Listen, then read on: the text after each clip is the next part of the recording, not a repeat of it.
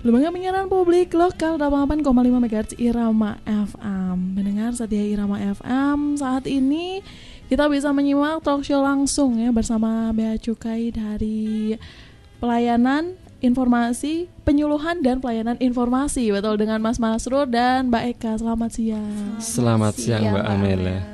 Ini gimana kabarnya hari ini, sudah minggu akhir puasa? Alhamdulillah ya, walaupun kita puasa tapi tetap semangat. Wah, bener. Waktunya ngantuk-ngantuk juga ini ya. Iya benar banget. Kabarnya baik, kemudian gimana dengan pekerjaan? Apakah bekerja dari rumah atau tetap di kantor nih?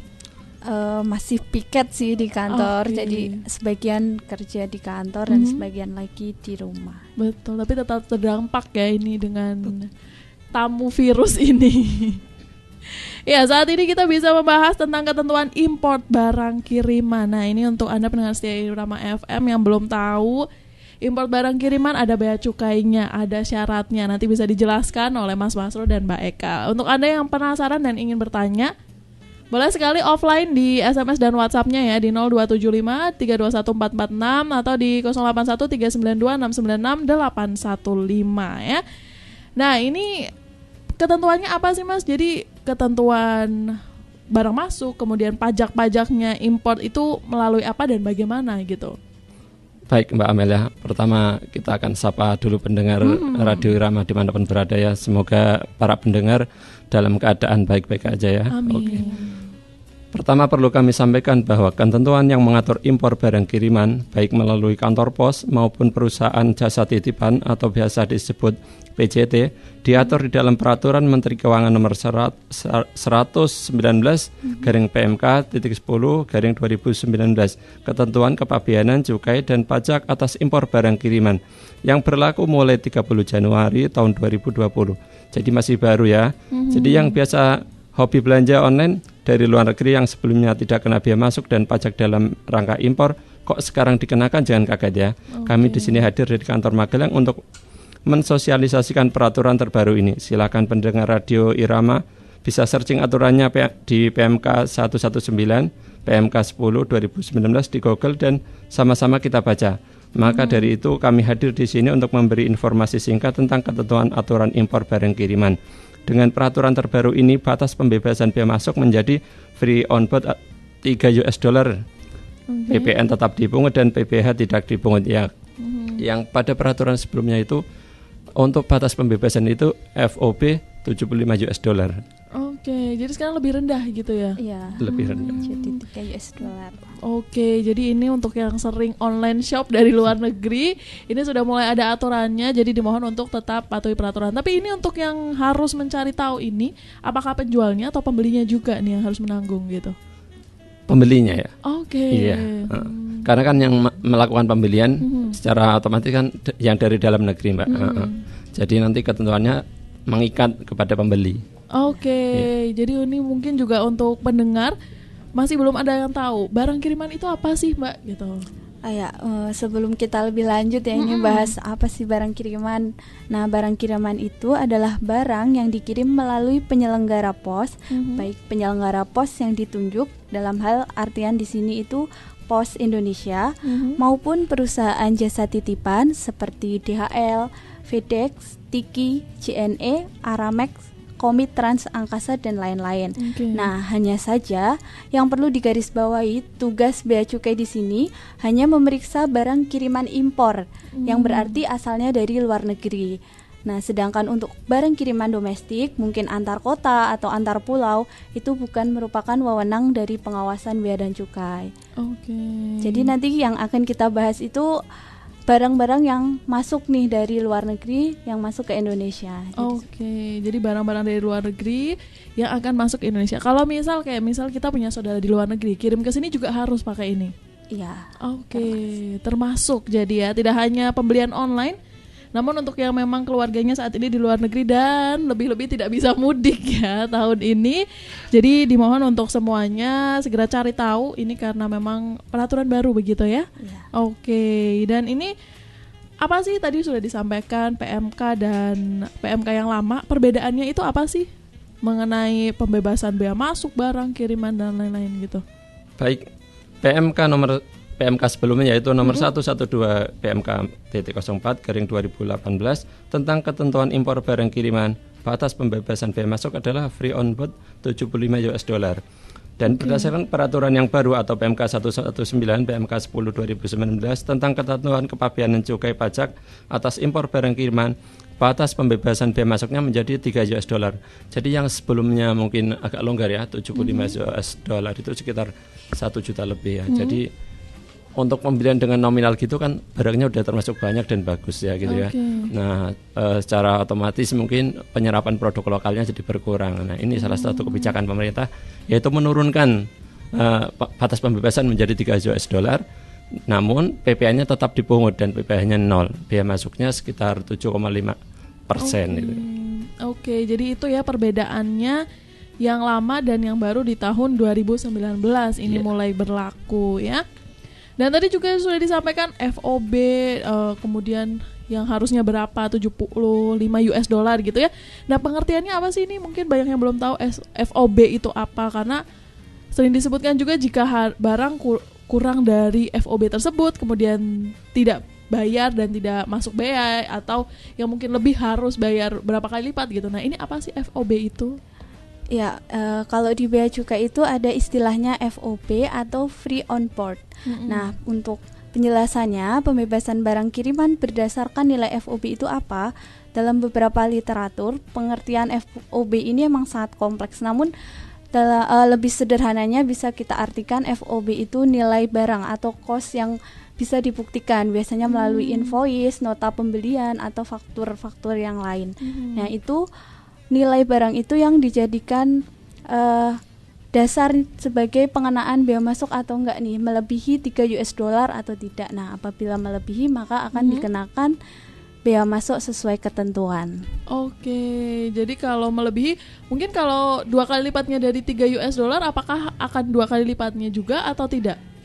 Kalau tarifnya sendiri itu sebesar 7,5% untuk nilai barang yang lebih dari $3.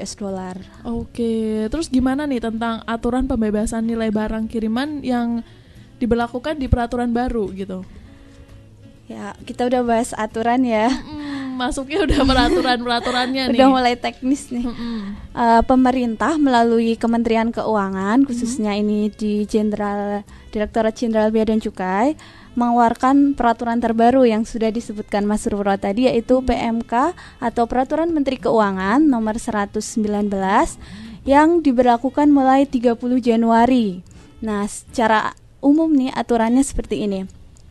Batasan pembebasan bea masuk diberikan untuk nilai barang paling banyak sampai dengan $3 per penerima per kiriman. Ini di luar ongkos kirim dan di luar asuransi. Jadi emang benar-benar nilai barang tersebut.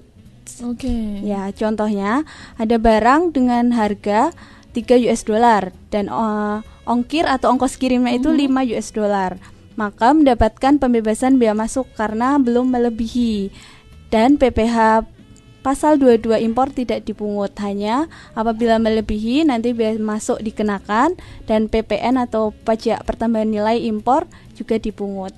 Intinya barang dengan nilai sampai dengan $3 per penerima per kiriman mendapatkan pembebasan bea masuk dan tidak dipungut PPh Pasal 22 impor, namun tetap dikenakan PPN impornya. Oke, jadi untuk bea pembebasan gitu ya, kalau di bawahnya boleh bebas dari bea cukai gitu. Nah, ini sering kali juga kalau kita kayak ke luar negeri terus beli-beli barang gitu. Apakah sama sih dengan barang kiriman ini ataukah berbeda? Baik, barang kiriman berbeda dengan barang penumpang. Barang kiriman batasannya pembebasan yaitu $3 per penerima per kiriman. Sedangkan untuk barang bawaan penumpang yaitu $500. Sebelumnya dulu ada istilah per keluarga, jadi dapat pembebasan 1.000. Nah, sekarang dihapus menjadi 500 per orang. Oke, jadi beda ya antara barang kiriman dan juga barang yang kita bawa dari luar negeri gitu. Pembebasannya untuk barang bawaan penumpang itu lebih tinggi ya, $500. Oke, dan ini juga sudah ada penanya yang mau bertanya ini di SMS online-nya. Ada dari Asri di Bayan, Purworejo. Selamat siang Irama FM. Mau menanyakan, apabila saya sering belanja online, biasanya sih ambil barang-barang dari luar, entah itu Malaysia, Singapura, atau China gitu. Nah, biasanya barangnya sekali kirim nih banyak, barangnya lebih dari 3 US dollar, atau mungkin kalau dikalkulasikan rupiah lebih dari 300 sekitar 50.000 ya. Lebih dari 50.000 gitu ya. Nah, dia belanjanya lebih dari 300.000, berarti harus kena gitu ya. Dikenakan. Nah, apakah saya harus ke bea cukai ataukah saya harus ngirim online aja nih untuk biaya tarifnya gitu. Nah, ini menanyakan tentang biaya beanya. Jadi gini, tadi Mbak siapa namanya? Asri ya? di Bayan. Asri ya, dari Bayan. Jadi ada yang biasanya belanja online melalui marketplace ya. Betul. Jadi udah ada sarananya sendiri. Nah, kalau di situ biasanya yang ditagih itu dari marketplace-nya terlebih dahulu. Jadi barangnya sudah include dengan bea masuknya. Ya, tapi apabila Mbaknya ini mengirim sendiri atau penerimanya terakhir dia sendiri, biasanya dia bisa melalui PT Pos atau melalui tadi perusahaan jasa titipan. Bea cukai akan memberikan apabila dikenakan, nanti bea cukai akan memberikan semacam pengumuman atas berapa kenaan bea masuknya kepada pihak ketiga tersebut, entah itu dari PT Pos atau perusahaan jasa titipan yang digunakan. Nah, dari situ nanti baru ke penerima barang atau calon penerima. Nah, sebanyak berapa bea masuk yang dikenakan itu harus dikirim ke rekening kas negara. Jadi bukan ke rekening pribadi. Harus dipastikan membayar bea masuknya ke rekening kas negara. Jadi nanti ada kode billing berapa sih tagihannya gitu kan. Begitu udah dibayar nanti ada namanya surat pengeluaran barang, Mbak. Jadi begitu kode billingnya sudah terbayar, nanti secara otomatis barang itu sudah bisa dikeluarkan jika tidak ada tata niaga impor atau lartasnya, Mbak. Jadi di rumah pun udah bisa sekarang, nggak usah harus pergi ke bea cukai ketika barangnya mungkin nggak ada lartasnya, udah bisa keluar secara otomatis. Jadi sekarang serba praktis gitu ya. Pokoknya sekarang serba internet. Kalau sudah belanja online juga bayar bea cukainya bisa online langsung gitu ya. Nah, ini kalau dengar desas-desus untuk tas, sepatu dan produksi tekstil ini bea masuknya tinggi gitu ya. Gimana nih? Atau mungkin berapa gitu angka realnya? Untuk bea masuk dan pajak dalam rangka impor untuk 3 komoditi barang yaitu tas, sepatu, dan produk tekstil dikenakan tarif lebih tinggi. Untuk tas dengan HS 4204 bea masuknya itu 15% sampai dengan 20%. Sepatu HS-nya HS64 dikenakan 25% sampai dengan 30%. Untuk produk tekstil HS-nya 61, 62, 63 dikenakan bea masuk 15 sampai 25%, ditambah PPN 10% dan PPh-nya 7,5% sampai dengan 10%. Dan perlu diketahui bahwa impor barang kiriman untuk produk tas, sepatu dan produk tekstil sebesar 63% dari total impor barang kiriman. Jadi dalam 2 tahun terakhir itu dilihat, Mbak, begitu besarnya impor tas, sepatu dan tekstilnya itu dari jumlah barang kiriman itu 63% untuk tas, sepatu dan tekstilnya. Jadi porsinya cukup banyak untuk ketiga komoditi barang tersebut, Mbak. Jadi untuk yang masih ingin belanja nih masih banyak ya untuk belanja tas dan komoditi-komoditi lain seperti sepatu juga ini. Nah, dan untuk import barang kiriman untuk buku nih, itu gimana kalau untuk buku? Beda lagi ya? Ya, beda lagi. Ini ada aturan khusus nih untuk buku. Kemudian untuk buku sendiri dengan kode HS 49.01 strip 49.04 dikenakan bea masuk 0%, PPN 0%, dan PPh atau pajak penghasilan 0%. Nah, tujuannya apa sih kok dikenakan 0%, beda dari yang lain? Tujuannya ini untuk mendukung pengembangan ilmu pengetahuan dan peningkatan tingkat literasi nasional Indonesia. Jadi memang dikhususkan untuk buku, tarifnya 0 semuanya. Jadi untuk buku nih ya, untuk pelajar yang masih butuh buku-buku baru dari luar, boleh nih, masih 0%, jadi tidak perlu khawatir. Nah, kalau seandainya barang kiriman melebihi $1.500. Itu gimana tuh? Haruskah dibalikan lagi atau gimana? Barang kiriman yang nilai pabennya lebih dari $1.500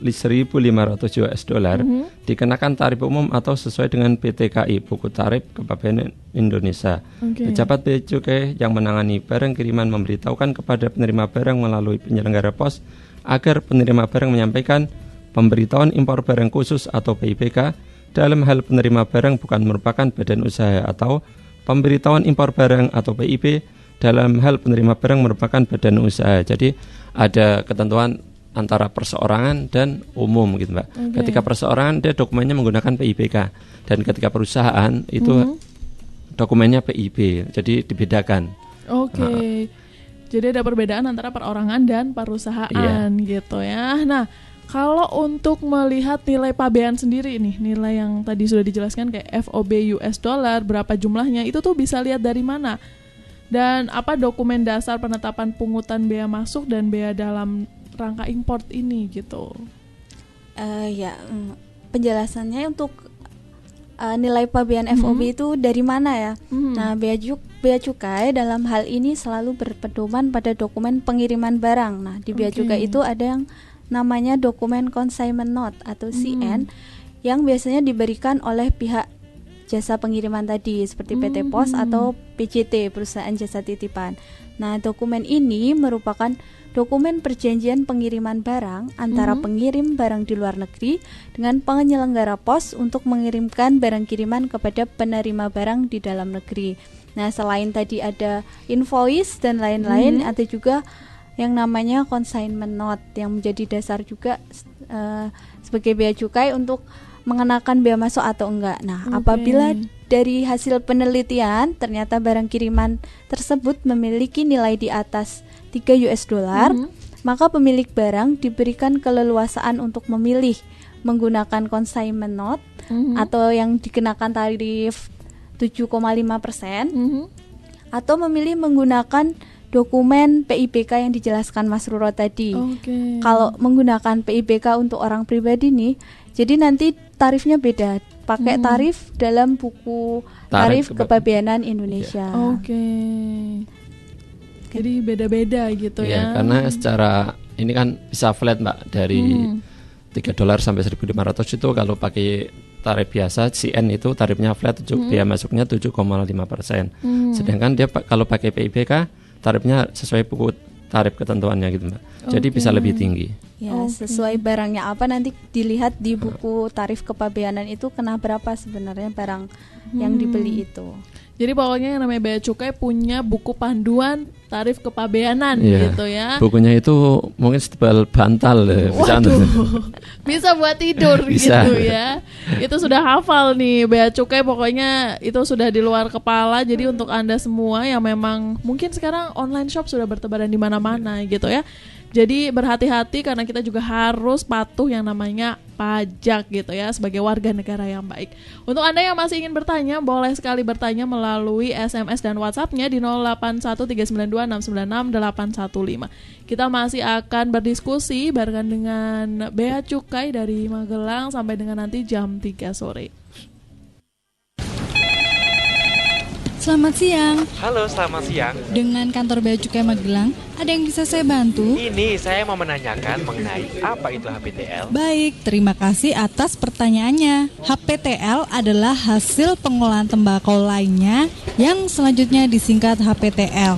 HPTL adalah hasil tembakau yang dibuat dari daun tembakau selain yang disebut sigaret, cerutu, rokok daun, dan tembakau iris yang dibuat secara lain sesuai dengan perkembangan teknologi dan selera konsumen tanpa mengindahkan bahan pengganti atau bahan pembantu yang digunakan dalam pembuatannya. HPTL itu meliputi apa aja sih? HPTL itu meliputi ekstrak dan esens tembakau atau yang lebih dikenal dengan liquid vape, tembakau molasses, tembakau hirup atau snuff tobacco, dan tembakau kunyah atau chewing tobacco. Kenapa sih liquid vape itu harus dilekati pita cukai? Pemerintah telah menetapkan HPTL sebagai objek cukai karena mengandung ekstrak dan esens tembakau.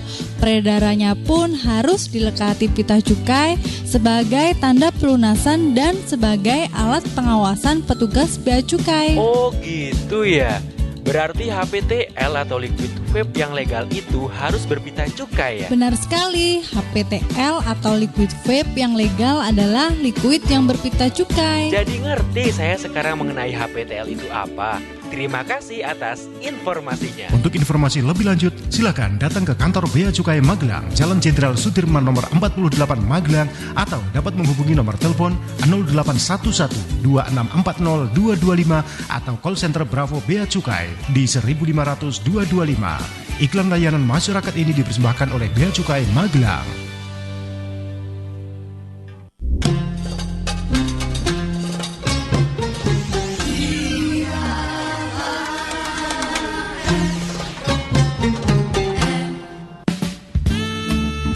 Irama FM masih membersamai Anda ya, masih berdiskusi barengan dengan Bea Cukai Magelang. Ini untuk saat ini mungkin kita sedang dikurung pandemik global nih ya, musim corona. Nah, kita juga mengalami yang namanya krisis masker, kemudian krisis hand sanitizer. Ini gimana nih kalau pengiriman dari luar negeri untuk barang keperluan pribadi seperti masker gitu, apakah masih ada bea-nya atau ada relaksasi sendiri gitu?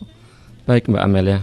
Kemarin kan kita sempat kehabisan masker ya. Betul. Mungkin untuk masker sendiri susah dalam negeri ya. Untuk alat kesehatan dalam percepatan penanganan COVID, Kementerian Keuangan telah mengeluarkan Peraturan Menteri Keuangan Nomor 34 Tahun 2020 tentang pemberian fasilitas kepabeanan dan cukai serta perpajakan atas impor barang untuk keperluan penanganan pandemi corona virus disease 2019 atau COVID-19. Untuk impor barang kiriman berupa alat kesehatan untuk penanganan COVID dengan nilai kurang dari $500 diberikan pembebasan bea masuk atau cukai, tidak dipungut pajak pertambahan nilai atau PPNBM, dibebaskan dari pemungutan pajak penghasilan pasal 22. Contoh barang yang diberikan pembebasan adalah hand sanitizer 5 liter, rapid test 50 pieces, PCR 50 pieces, masker dan sarung tangan 50 pieces atau 10 kotak, dan masih ada barang lain. Semua barang tadi diselesaikan dengan dokumen consignment note. Nah, sedangkan untuk nilai barang di atas FOB $500 sama-sama dibebaskan, hanya saja harus mengajukan permohonan kepada Menteri Keuangan melalui kantor Bea Cukai dan nantinya akan diberikan persetujuan atas nama Menteri Keuangan. Dan untuk permohonan pembebasan fiskal itu harus dilampirkan rekomendasi dari BNPB atau Badan Nasional Penanggulangan Bencana, karena terkait aturan tata niaga impor atau lartasnya ya, di mana untuk impor alat kesehatan itu sebenarnya harus ada izin dari Kementerian Kesehatan, tapi karena ini berhubungan dengan bencana pandemi maka cukup rekomendasi dari BNPB. Jadi sebelumnya mungkin kalau ada pembelian alat kesehatan dari luar negeri itu harus ada izin dari lartas dari Dinas Kesehatan Pak. Terkait dengan untuk penanganan COVID ini maka diberikan pembebasan, hanya perlu rekomendasi dari BNPB. Oke, itu pun kalau di atas ambang rata-rata gitu ya. Iya, di atas $500. Nah, untuk di bawah $500 sendiri dibebaskan bea masuknya, PPN-nya dan PPh-nya. Oke, jadi jangan khawatir kalau untuk pemakaian pribadi mungkin tidak akan berlebihan seperti itu, masih dibebaskan. Namun untuk kebutuhan mungkin perusahaan atau rumah sakit itu harus melalui izin juga. Namun tetap tidak dipersulit gitu ya, pasti langsung selesai. Kalau untuk kegiatan penanganan COVID ini secara ini kan harus ekstra. Betul. Jadi dilayani dengan cepat misalnya. Oke. Nah, ini tadi juga disampaikan masalah consignment note. Ini apa sih consignment note? Kemudian isi dari CN itu apa gitu? Consignment note atau CN tadi itu adalah dokumen perjanjian ya antara pengirim barang dengan penyelenggara pos atau PJT, perusahaan jasa titipan. Nah, yang isinya ini untuk mengirimkan barang kiriman kepada si penerima barang. Nah, untuk isi consignment note sendiri ini memuat beberapa elemen data. Yang pertama itu ada nomor identitas barang kiriman, negara asal, berat kotor, biaya pengiriman, asuransi apabila ada, harga barang tentunya, mata uang, uraian jumlah dan jenis barang, HS kode apabila ada, nama dan alamat pengirim, nama dan alamat penerima, serta nomor telepon penerima apabila ada, dan kantor penyerahan barang kiriman apabila ada. Jadi isinya seperti itu kira-kira consignment note. Oke, jadi perjanjian gitu ya, istilah ringkasnya gitu, surat perjanjian untuk pembayaran bea cukai. Dari isi-isinya ada dengan kantor pos dan si jasa pengiriman gitu. Nah, tadi juga disampaikan masalah pemberitahuan import barang khusus dan pemberitahuan barang import. Itu diberitahukan dari bea cukai, apa sih isi dan maksudnya itu sendiri? Baik, PIBK merupakan pemberitahuan pabean untuk pengeluaran barang impor tertentu yang dikirim melalui penyelenggara pos dengan nilai barang melebihi $1.500 dengan penerima barang merupakan kategori perseorangan, bukan badan usaha. Oke. Kemudian kalau PIB sendiri? Untuk PIB sendiri adalah pemberitahuan pabean untuk pengeluaran barang impor yang diimpor untuk dipakai.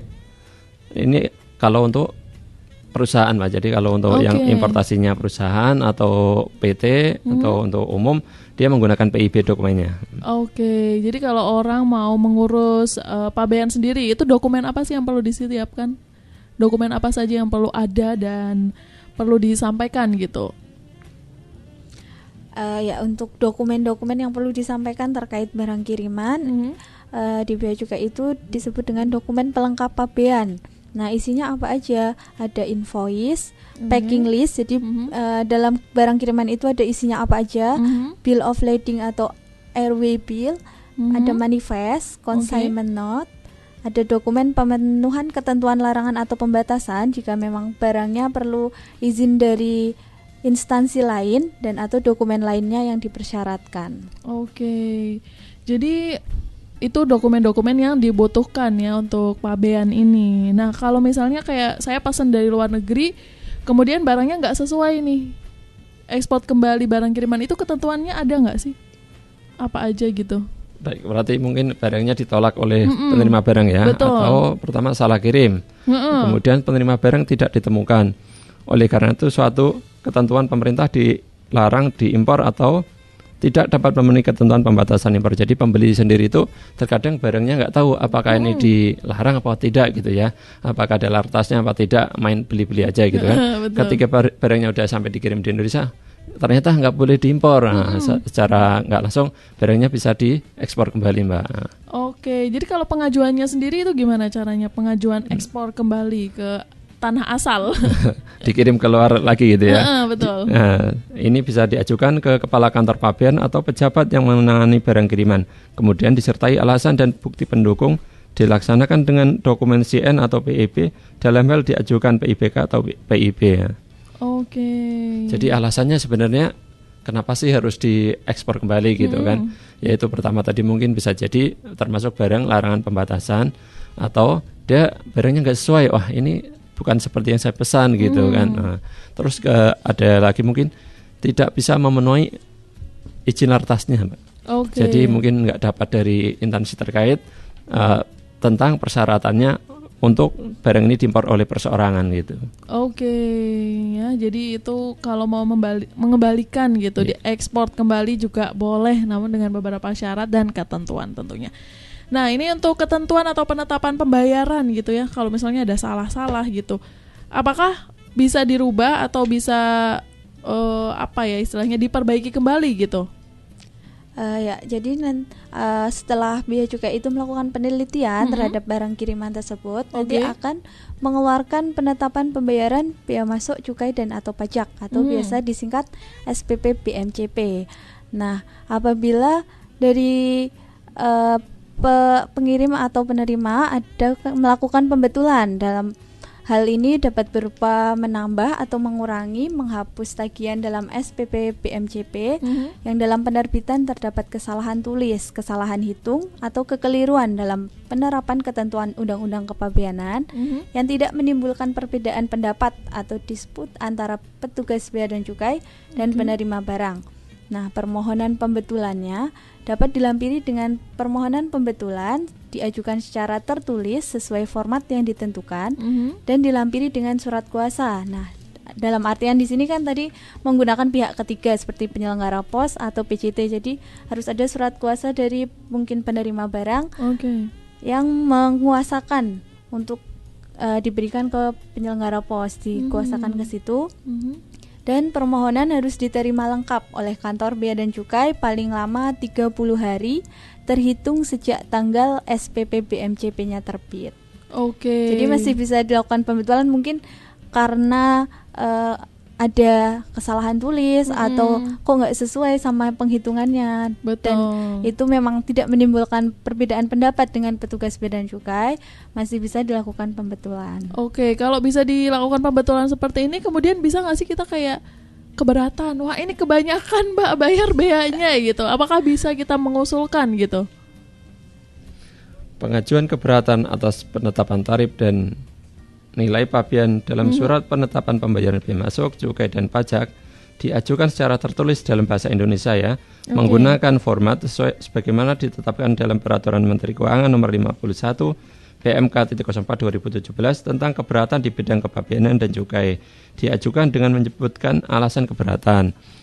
Ditandatangani oleh orang yang berhak, dilampiri bukti penerimaan jaminan atau BPJ, bukti penerimaan negara atau BPN sebesar tagihan yang harus dibayar atau surat pernyataan bahwa barang impor masih berada di kawasan pabean yang telah divalidasi oleh pejabat bea dan cukai.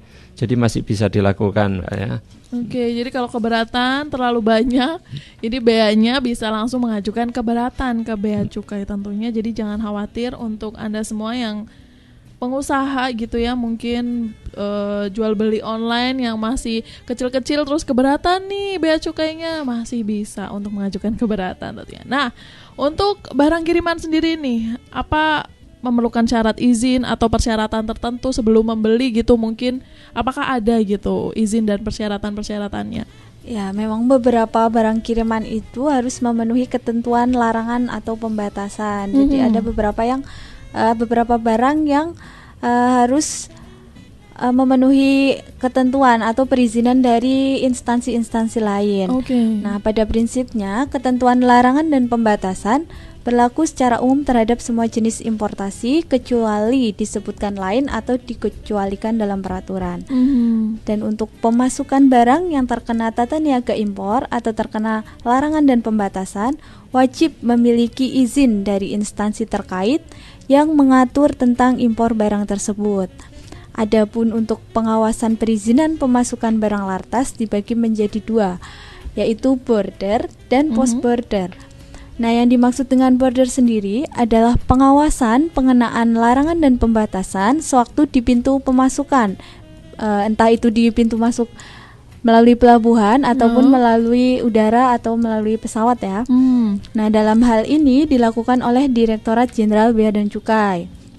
Itu yang pertama. Selanjutnya akan melakukan pengawasan yang kedua, yaitu post border, pengawasan pengenaan larangan dan pembatasan yang dilakukan oleh instansi terkait dengan perizinan komoditi tersebut. Jadi melalui dua layer nih pengawasannya, nggak cuma dari bea cukai, karena memang mungkin barangnya menurut instansi tersebut perlu dilakukan larangan ataupun pembatasan, bolehnya berapa. Ketentuan-ketentuannya tetap ada gitu ya. Nah, untuk ketentuan khusus atau yang dikecualikan untuk barang kiriman itu seperti apa sih? Adakah aturannya juga gitu? Baik, Peraturan Menteri Perdagangan Nomor 87 Tahun 2018 tentang ketentuan impor produk tertentu, yaitu yang pertama itu produk pakaian berupa barang kiriman paling banyak 10 piece. Nah, yang kedua itu produk elektronik atau mungkin biasa bawa HP ya, gitu paling banyak itu 2. Nah, kemudian Peraturan Menteri Perdagangan Nomor 11 Tahun 2010 tentang ketentuan impor mesin, peralatan mesin, bahan baku, cakram optik kosong dan cakram optik isi. Ketentuan dalam Peraturan Menteri Perdagangan ini tidak berlaku terhadap impor cakram optik kosong, optik cakram isi yang dilakukan oleh penumpang dan awak sarana pengangkut. Nah, kemudian Peraturan Menteri Komunikasi dan Informatika Nomor 10 Tahun 2008 tentang sertifikasi alat dan perangkat telekomunikasi.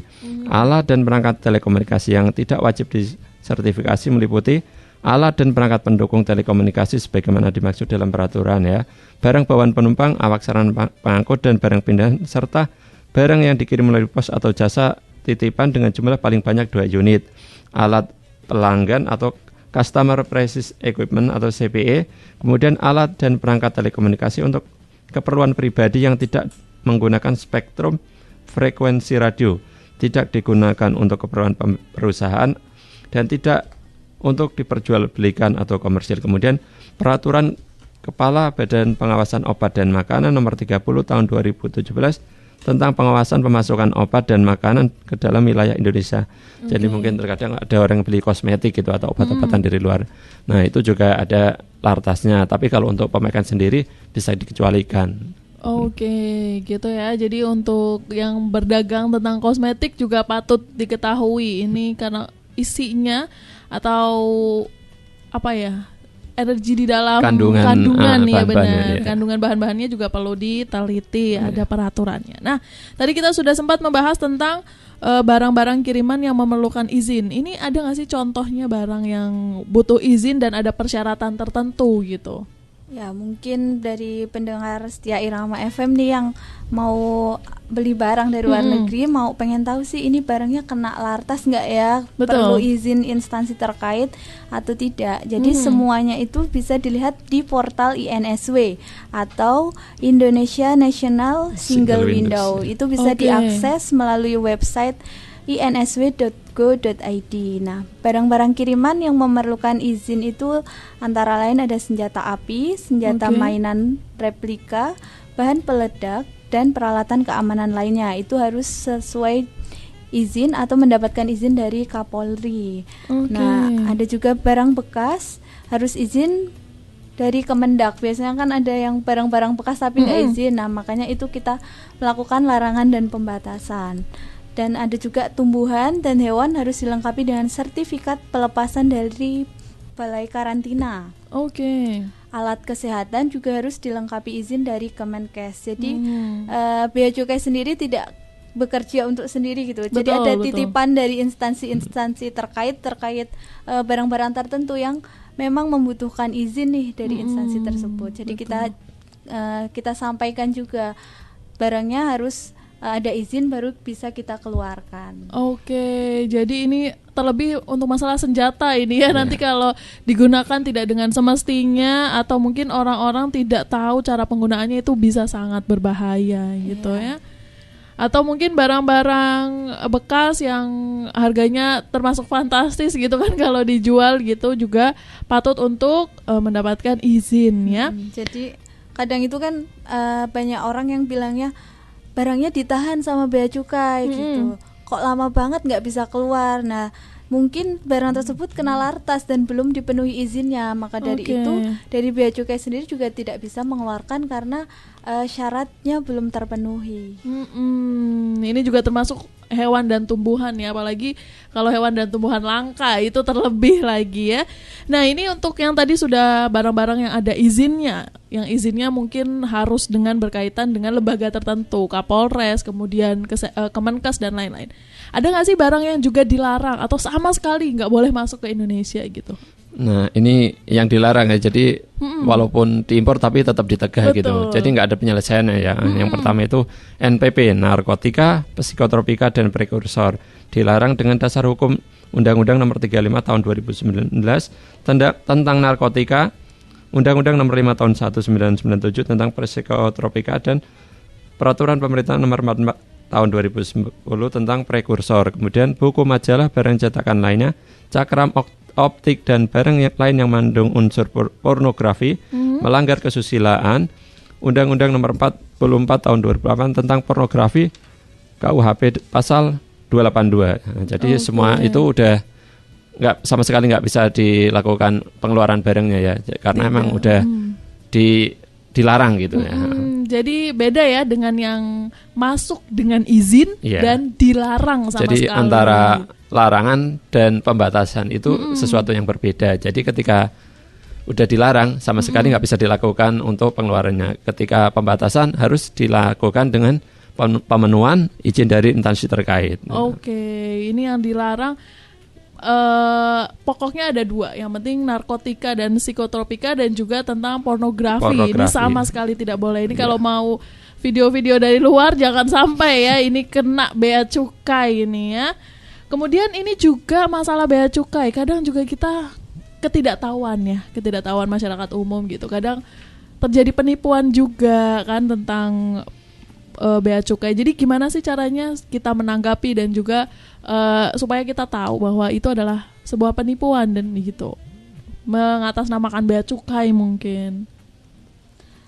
Oke, ini kita udah bahas penipuan sekarang karena banyak di kantor bea cukai Magelang itu banyak juga kasus yang telepon ke kita, entah dari ada perorangan telepon, Mbak saya disuruh bayar bea masuk segini, terus saya dapat kiriman dari teman saya di luar negeri, biasanya seperti itu. Biasanya ada yang kenalan lewat media sosial atau ada yang tergiur ya penjualan online seperti di Instagram karena barangnya murah tapi sebenarnya barangnya barang mewah tapi kok dijual dengan murah, mungkin tertarik ya. Nah, saya ceritakan itu beberapa modus-modus operandi penipuan melalui barang kiriman. Nah, himbauannya kepada seluruh pendengar setia Irama FM, apabila memang ingin membeli, diusahakan dulu dilihat penjualnya. Nah, juga kalau seumpama ada kenalan lewat media sosial, dipastikan juga benar-benar dia mengirimkan barang tidak. Biasanya kalau memang mengirimkan barang, dia akan memberikan resi ke si calon penerima barang untuk bisa nge-tracking nih barangnya udah sampai mana.